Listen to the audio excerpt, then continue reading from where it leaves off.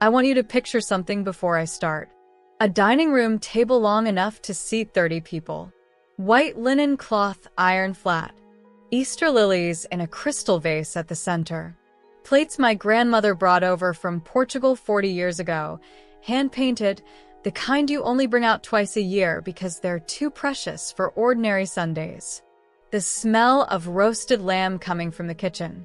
30 people talking over each other the way only a large family can.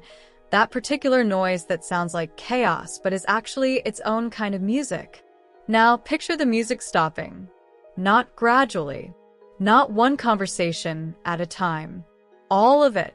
Every voice, every clinking fork, every child's laugh gone. Replaced by the particular silence that only arrives when something has been said that cannot be unsaid. And in that silence, my mother's voice. She looked at me from the head of the table, 30 relatives between us, 30 people who had known me my entire life, and she said 7 words that I will hear for the rest of my life. We know it was you, Cecilia. We know. I want to stop here before I go any further, because I need you to understand something about the family I come from before you can understand what those 7 words actually meant. And I need you to understand what I was holding in my hands when she said them. There was an envelope on the table in front of me. It had arrived that morning on Easter Sunday, which was either the worst possible timing or the most perfectly timed thing that has ever happened in my life. I hadn't opened it yet. I'd brought it to dinner because my father had asked me to bring any mail that had come to the house while I was staying there. I didn't know what was inside. Not yet. But I'm getting ahead of myself. That envelope and everything inside it is the end of this story. Let me tell you the beginning. My name is Cecilia Moran. I am 34 years old. And for the first 29 years of my life, I was the family's question mark. Not the black sheep. Not the troublemaker. The question mark. The one they weren't quite sure about. The one who didn't fit the Moran family template cleanly enough to be celebrated, but hadn't done anything bad enough to be properly condemned. I existed in a kind of permanent suspension, always being evaluated, never quite passing. The Morans were a specific kind of family. South Boston Irish, 3 generations deep in the same neighborhood, the kind of people who measured worth in loyalty and visibility. You showed up. You contributed. You were present at every birthday, every funeral, every Sunday dinner, every Easter. Absence was interpreted as rejection. Silence was interpreted as guilt. And asking too many questions about the way things were done was interpreted as arrogance. My father, Patrick Moran, ran a small construction company that had been in the family since his own father's time. My mother, Bridget, managed the house and managed the family, which in the Moran world was the more demanding of the 2 jobs. They had 4 children. My brother Declan, who was the oldest and could do no wrong. My sister Aoife, who was 2 years younger than Declan and had inherited my mother's talent for social management. My brother Sean, who was the baby and had been treated as such for 30 years. And me, Cecilia, 3rd of 4. The question mark.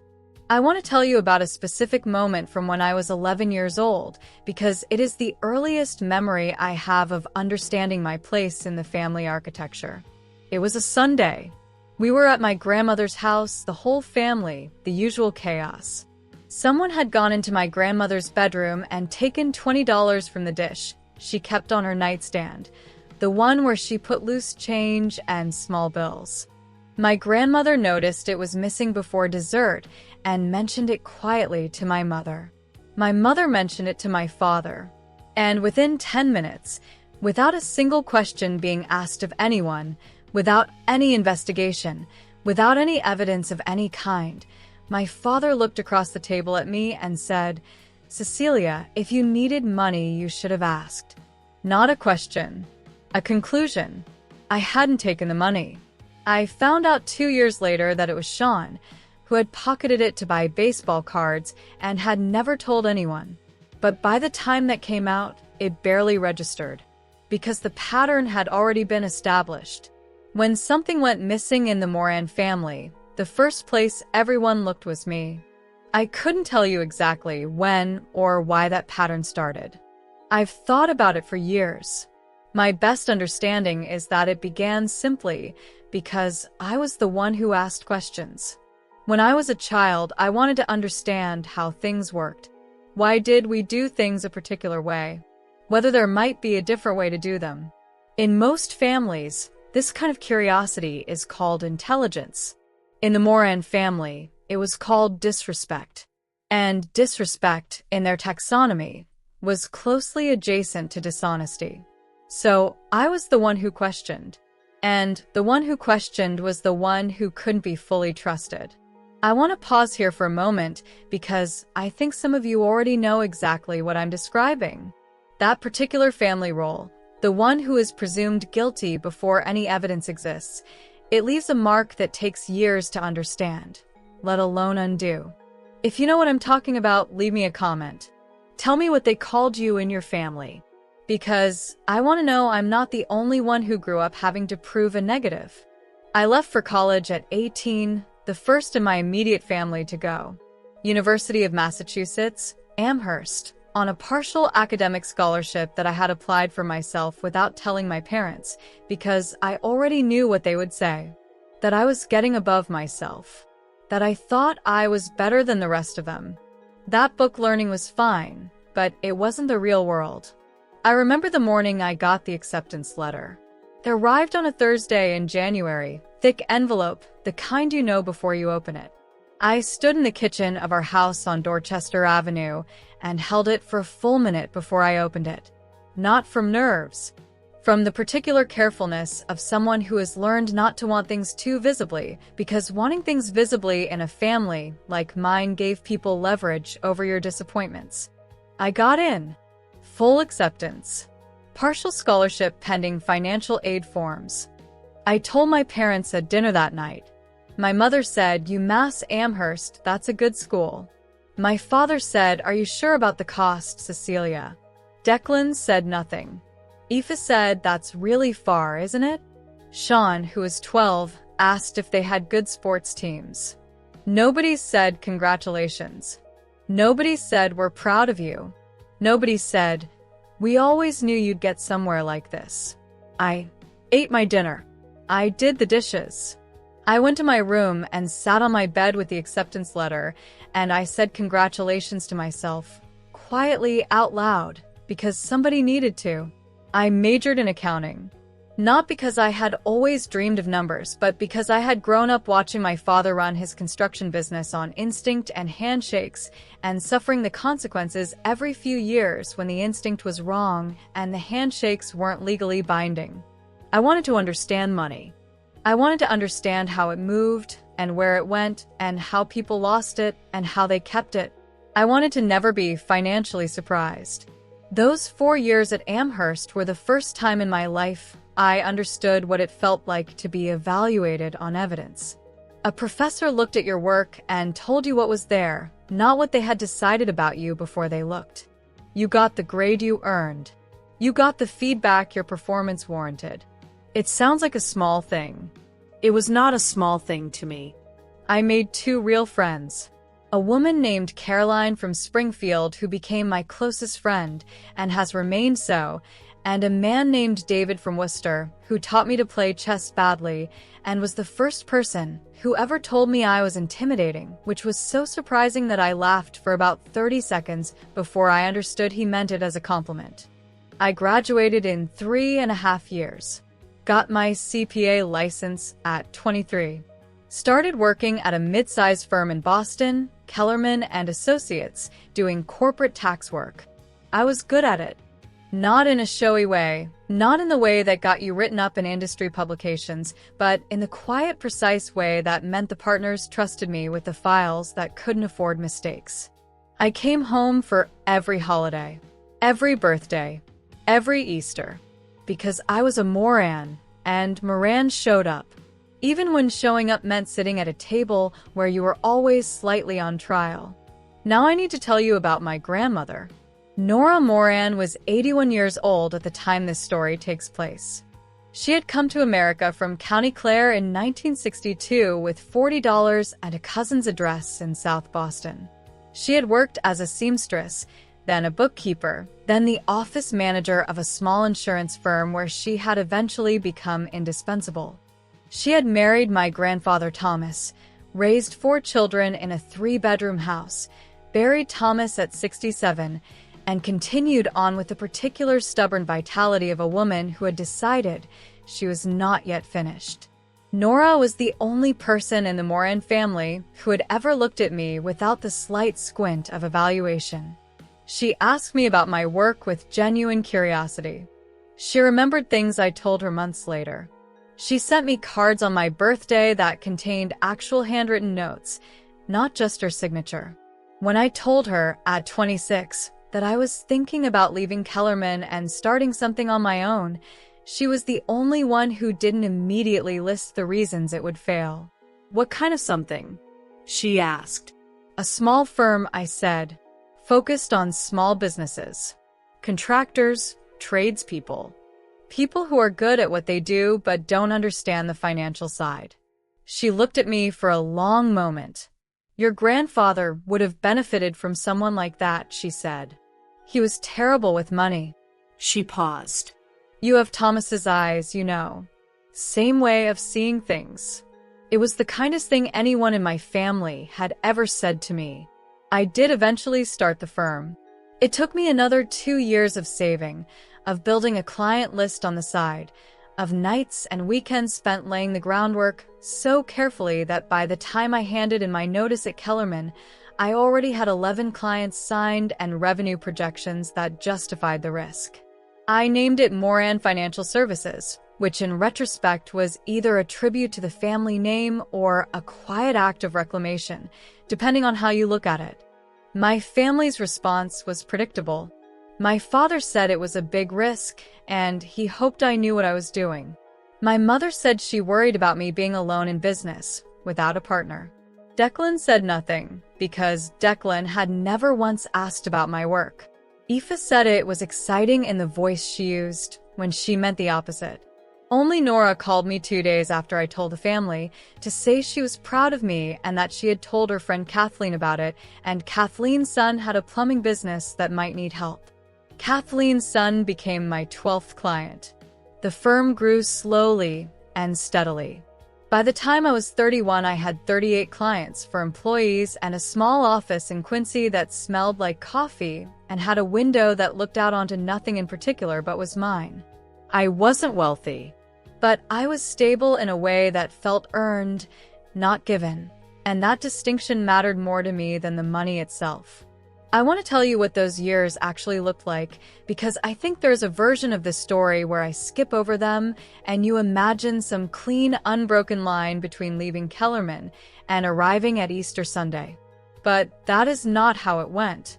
Building the firm meant years of 12-hour days and weekend calls, and one period of 4 months where I had a cash flow problem serious enough that I moved money from my personal savings to cover payroll and told no one because I refused to give anyone a reason to say they had been right to worry. It meant one client who left after 8 months and took 3 referrals with him because his cousin had opened a competing practice, and loyalty in South Boston runs on bloodlines more than competence.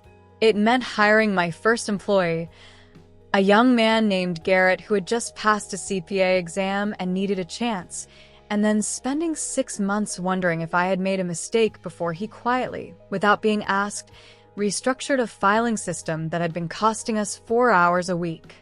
It meant learning, slowly and with some pain, that running a business is not the same as being good at the technical work the business does. That you can be precise and careful and correct and still fail at the human dimensions of it. I made mistakes with clients I should have held on to. I held on to clients I should have let go. I hired someone once based on a resume that looked right and a personality that felt easy and spent 8 months learning the difference between easy and competent. But I kept building, quietly, without announcement, without asking anyone for permission or validation. The firm became something real. And somewhere in the making of it, I stopped needing the Moran family's evaluation to tell me who I was. And then, in October of the year I turned 31, my grandmother had a stroke. She recovered. Mostly. Her speech was slower afterward, and she tired more easily, and there was a period of about 3 months when she needed more help than she was used to accepting. My mother organized a rotation of family members to check in on her. I took Tuesdays and Thursdays. Declan took Saturdays when he could manage it. Aoife took Sunday afternoons. Sean, who lived 20 minutes from Nora's house, somehow never quite had a consistent day.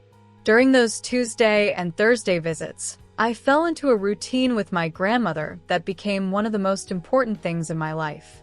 We would sit at her kitchen table after I'd done whatever needed doing, grocery run, prescription pickup, bills sorted, and she would talk about her life, about coming to America, about my grandfather, about what it had been like to raise 4 children in a neighborhood that was slowly changing around her. I listened and asked questions, and sometimes she told me things I had never known. One Thursday in November, about 6 weeks after the stroke, she said something that I have thought about every day since. "Cecilia," she said, "you know, I have been thinking about what happens to things after I'm gone." I said, "Nan, you don't need to think about that yet." She waved her hand at me. The dismissive wave she had perfected over 80 years. "I'm 81 with a stroke behind me. I need to think about it, and I am thinking about it. What I want to tell you is that I have spoken to Michael Donahue, her lawyer. He came last week, and we made some changes." I didn't ask what changes. It wasn't my business, and I didn't want her to think I was the kind of person who needed to know what was in her will.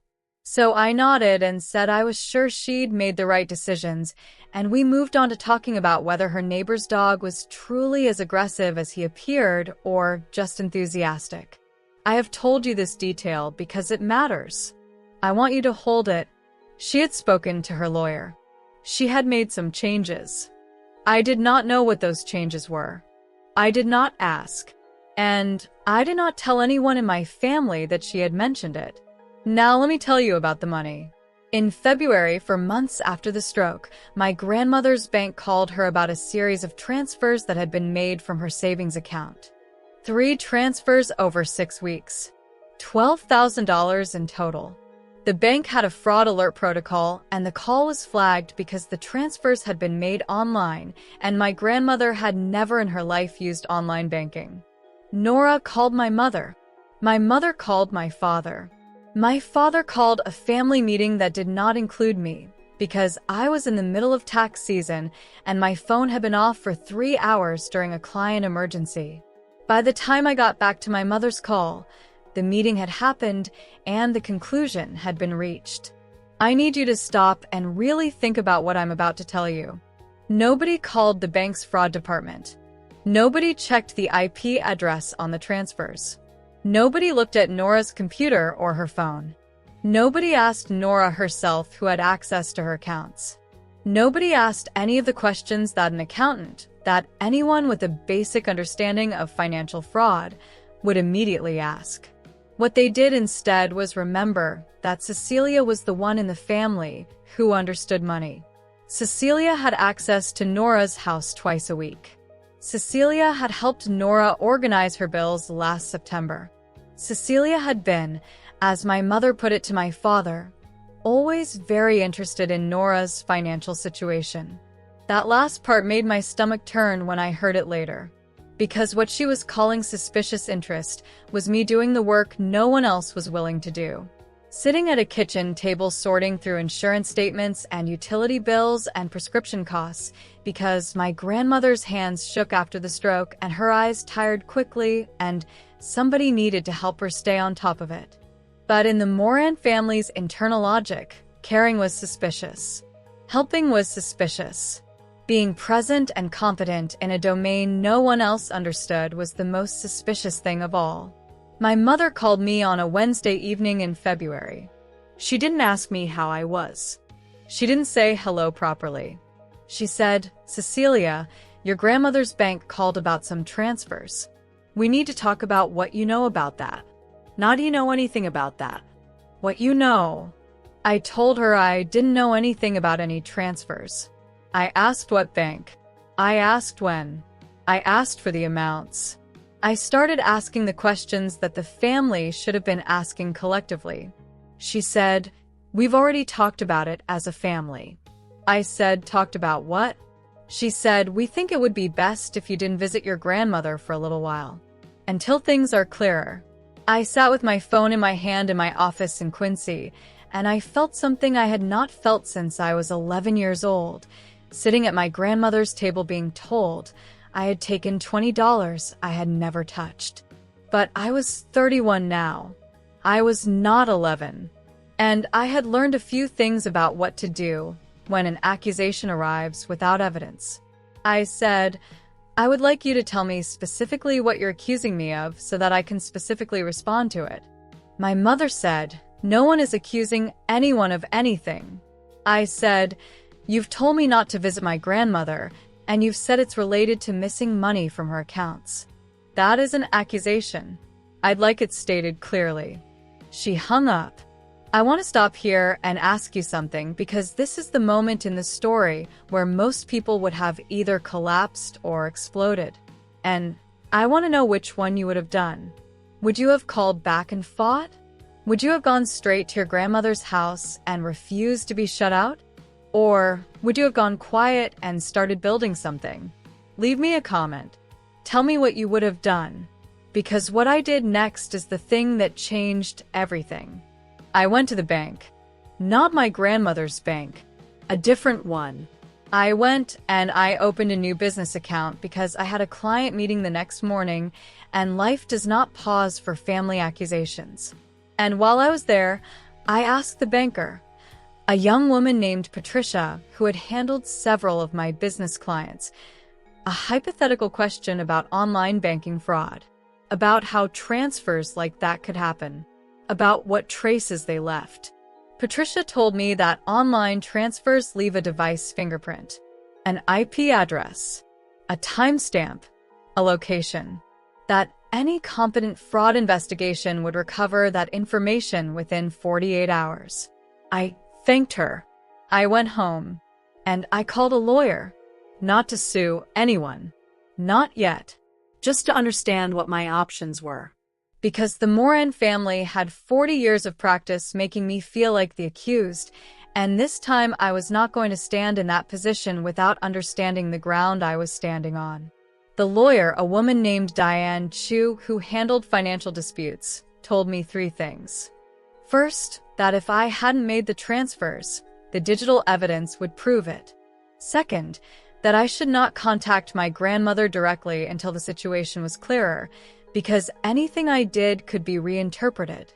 Third, that I should document everything, every conversation, every call, every message, starting immediately.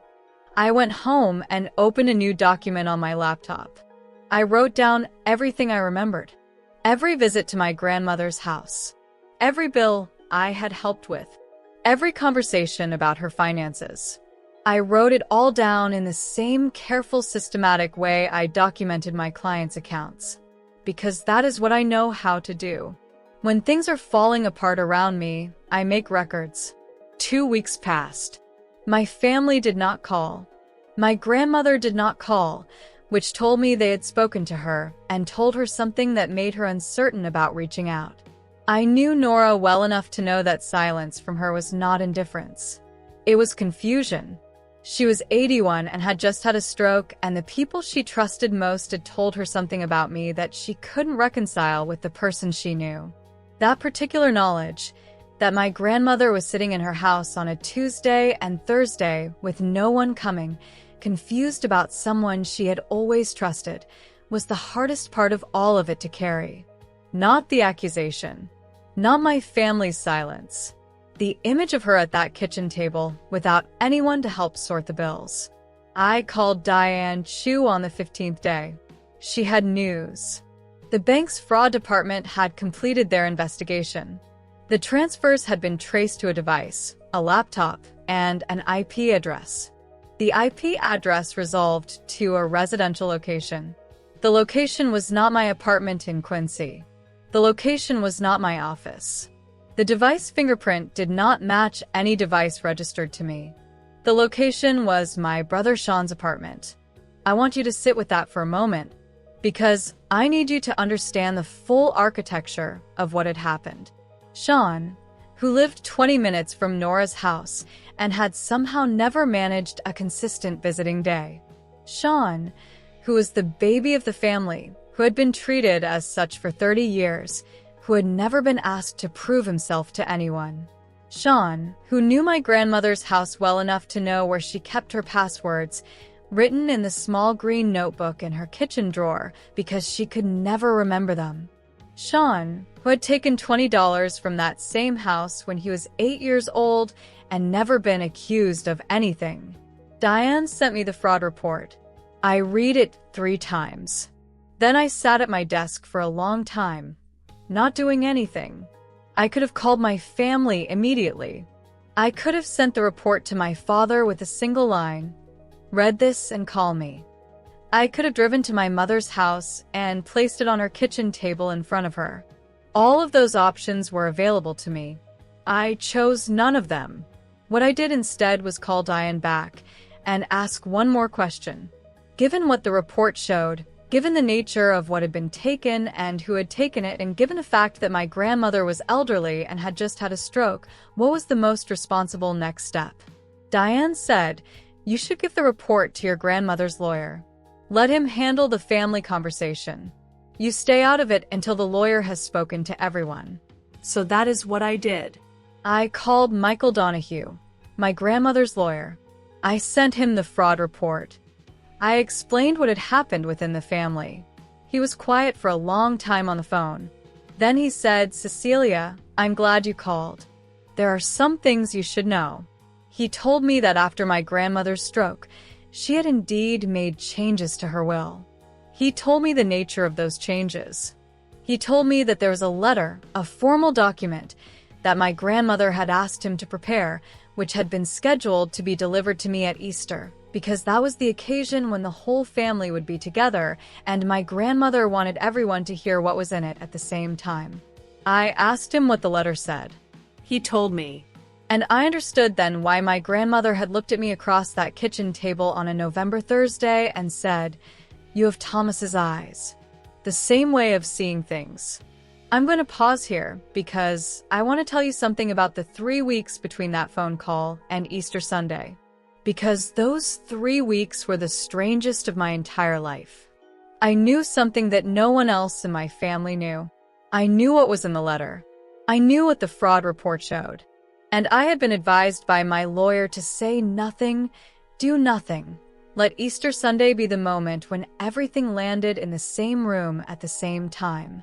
So, I went to work every day. I processed tax returns.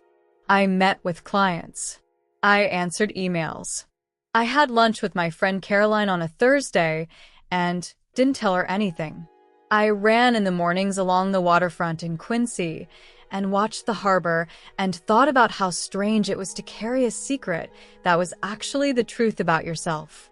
What I did not do was contact Sean. I want to be honest with you about this because I have thought about it many times since.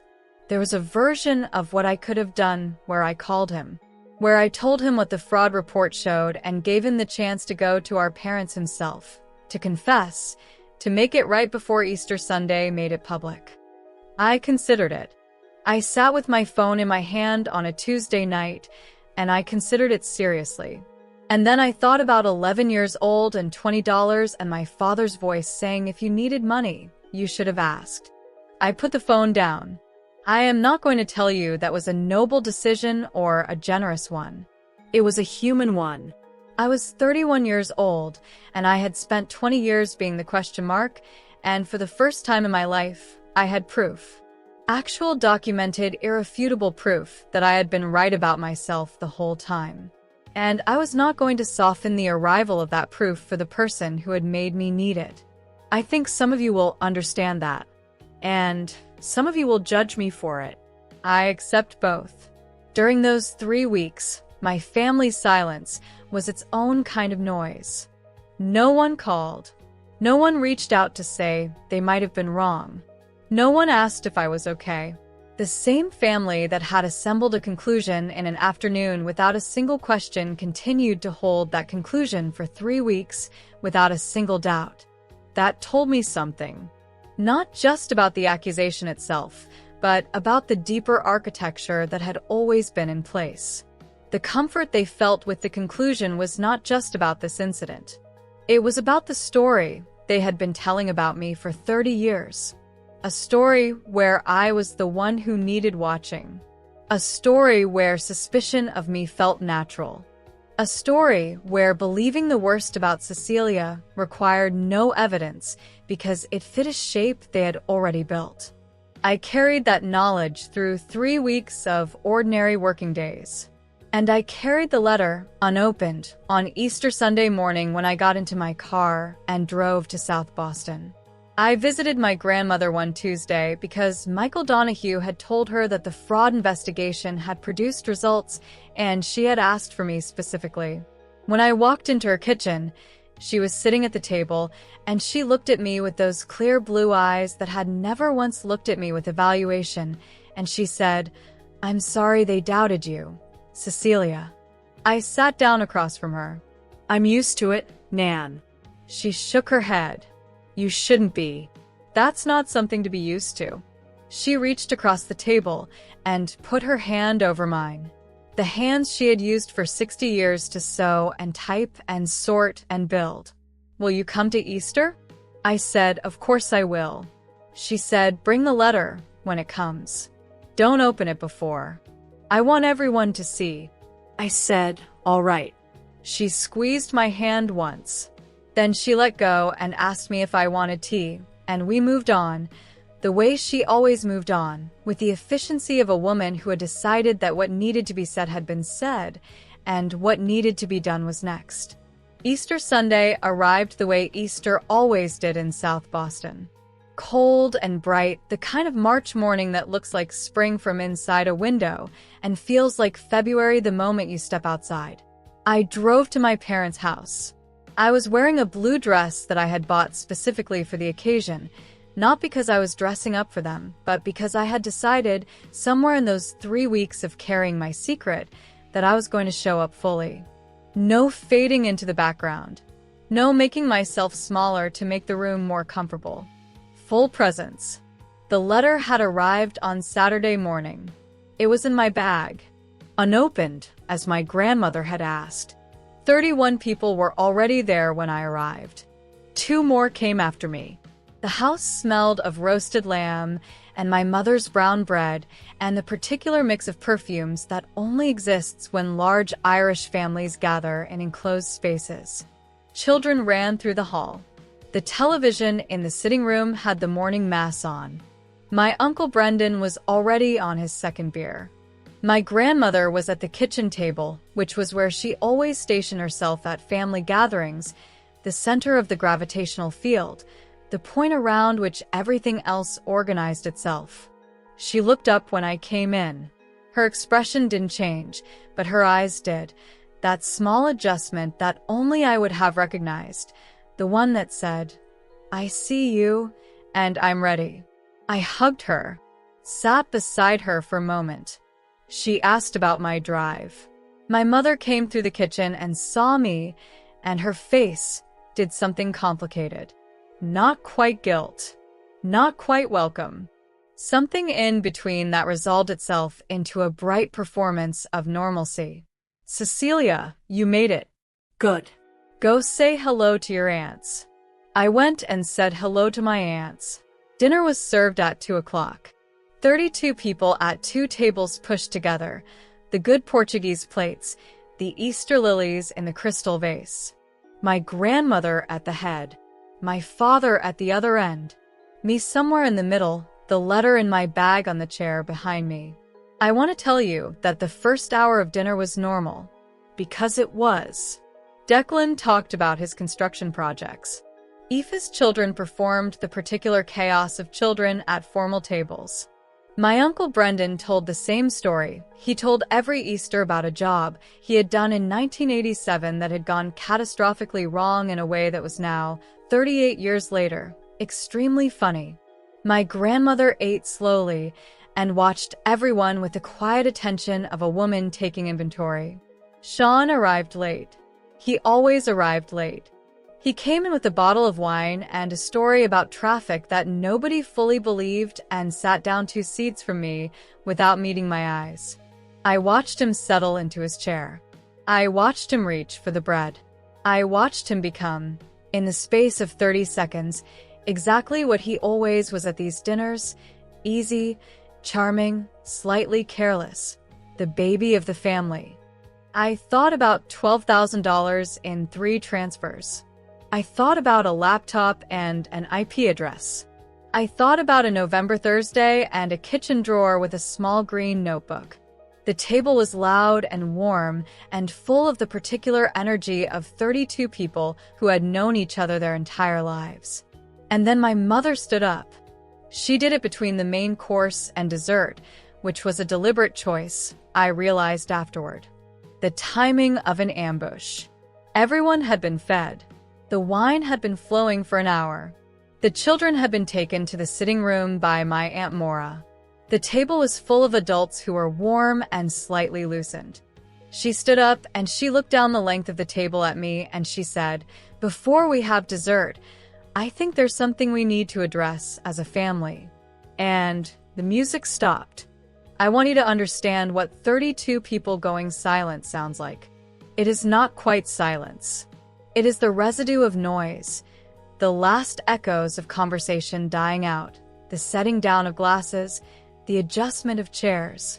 It is the sound of an audience assembling. My mother said, "We've all been worried about Nora's situation, about the money that went missing from her accounts. And I think it's time we talked about it openly as a family, the way the Morans have always handled things." She looked at me. "We know it was you, Cecilia. We know." 32 people. 32 pairs of eyes.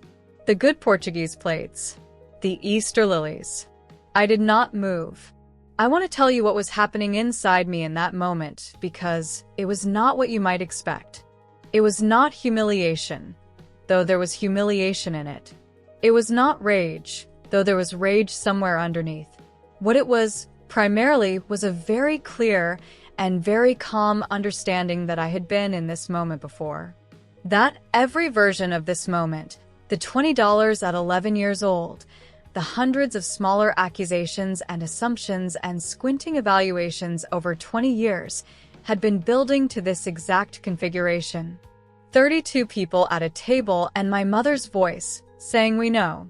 And this time, for the first time, I had an answer. I reached behind me, into my bag. I felt the envelope, the one that had arrived on Saturday morning, that I had carried unopened for 24 hours because my grandmother had asked me to. I put it on the table in front of me. I said, "Before anyone responds to that, I'd like to open this." My mother said, "Cecilia, this is not the time for." My grandmother's voice cut across hers. Quiet. Steady.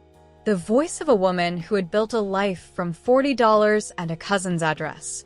"Let her open it, Bridget." The table was completely still. I opened the envelope. Inside were 2 documents. I unfolded the first one. It was the fraud investigation report from my grandmother's bank. The one that showed the IP address, the device fingerprint, the location that resolved to Sean's apartment in Dorchester. I had a copy.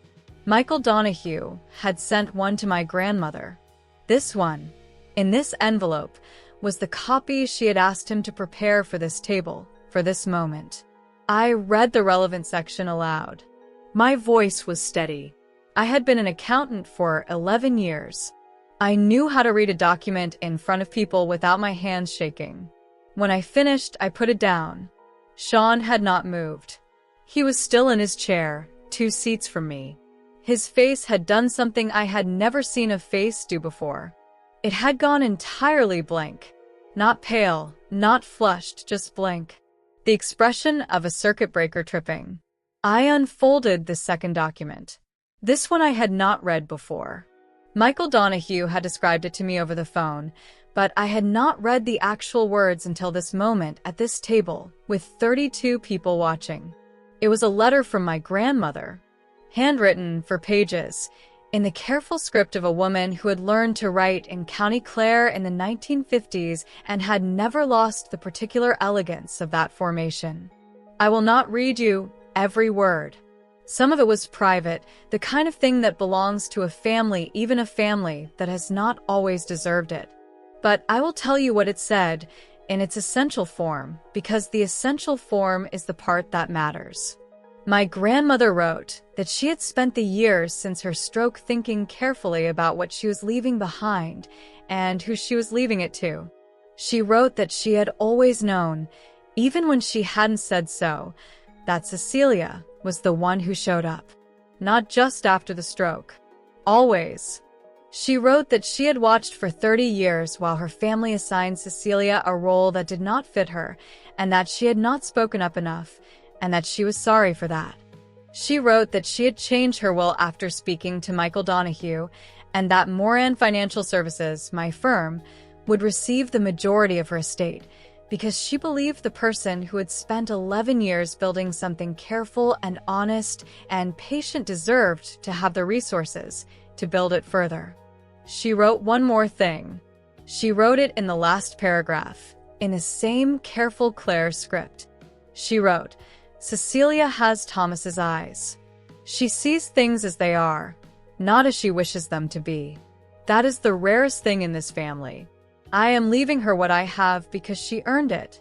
Not by asking, not by waiting, but by being every Tuesday and every Thursday exactly who she said she was." I folded the letter. I looked up. 32 people. The good Portuguese plates. The Easter lilies. Sean, 2 seats away, still blank-faced. My mother, standing at the head of the table, her hand on the back of her chair. My father, at the far end, not looking at anyone. Declan, studying the tablecloth. Aoife, who had turned to look at Sean with an expression I had never seen on her face before. My grandmother, at her end of the table, watching me with those clear blue eyes. I said, "I think dessert is probably ready." And I got up and went to the kitchen. My Aunt Maura was in there with the children, cutting the apple tart. She looked up when I came in and saw my face, whatever my face was doing, and she handed me a knife and said, "Start with the corners, they cut easier." So I cut the apple tart. I cut the corners first because they cut easier. I plated the slices with the careful precision of someone who has learned to do the next necessary thing regardless of what has just happened. Behind me, in the dining room, I could hear the table reassembling itself. The particular sound of a family that has just had its architecture rearranged, trying to find a new configuration. Voices low, chairs shifting. My father's voice, very quiet, saying something to Sean that I could not make out. My grandmother came into the kitchen. Slowly, the way she moved now. She stood beside me and picked up a dessert fork and placed it on a plate with the steadiness of someone who had placed things precisely for 81 years. "Did I do the right thing?" she asked. Not asking for reassurance. Asking because she genuinely wanted to know. I thought about it. I thought about all the ways it could have gone differently. A private conversation instead of a public one. A lawyer's letter instead of an Easter dinner. A family meeting without 32 people and the good plates and the lilies. "Yes," I said. "You did the right thing." She nodded once. "Good," she said. "Now, let's bring in the tart before it gets cold." We brought in the tart. I want to tell you what happened afterward, not because it was dramatic, because most of it wasn't. Sean left before dessert was finished. He and my father had a conversation in the hallway that I was not part of and that I have never asked about. He called me 6 weeks later and said 2 sentences. "I'm sorry, and I know that isn't enough." I said, "You're right, it isn't. We haven't spoken since. I don't know if we will." My father was different after Easter. not transformed. Not the kind of change that movies promise where a person has a moment and everything rearranges cleanly, but different in small ways that I noticed over the following months.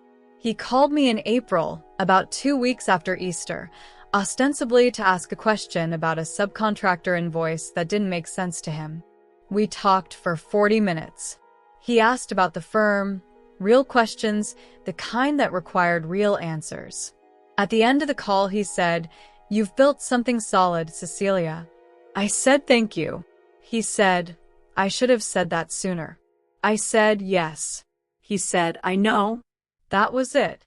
That was the whole of it. But it was real, and I had learned by then to take what was real. My mother called me the following Tuesday. She started with the bright performance of normalcy, the same one she had deployed when I walked into the house on Easter Sunday. I let it play out for about 30 seconds, and then I said, "Mom, I need you to tell me something honestly. Did you actually believe it was me, or was it just easier to believe it was me?" She was quiet for a long time. Then she said, "I think I wanted it to be complicated." I said, "What does that mean?" She said, "If it was Sean, that was simple. If it was you, I could tell myself there were reasons. Things I didn't understand.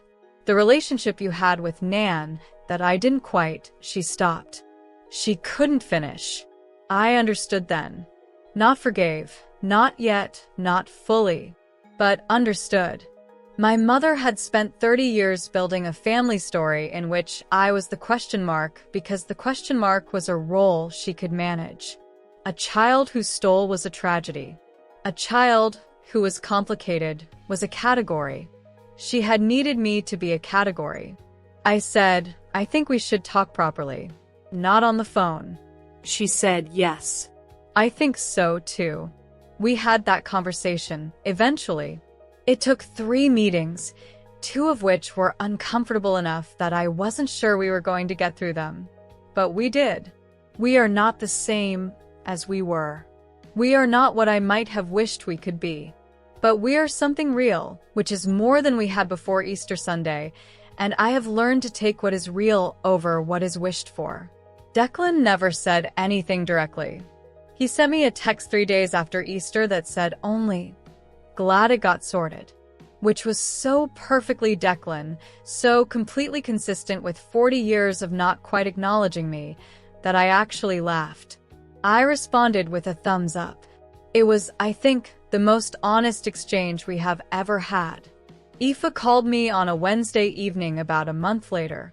She talked for 20 minutes, mostly circling around what she wanted to say, before she finally said it. "I always knew it wasn't you. She paused for a long time.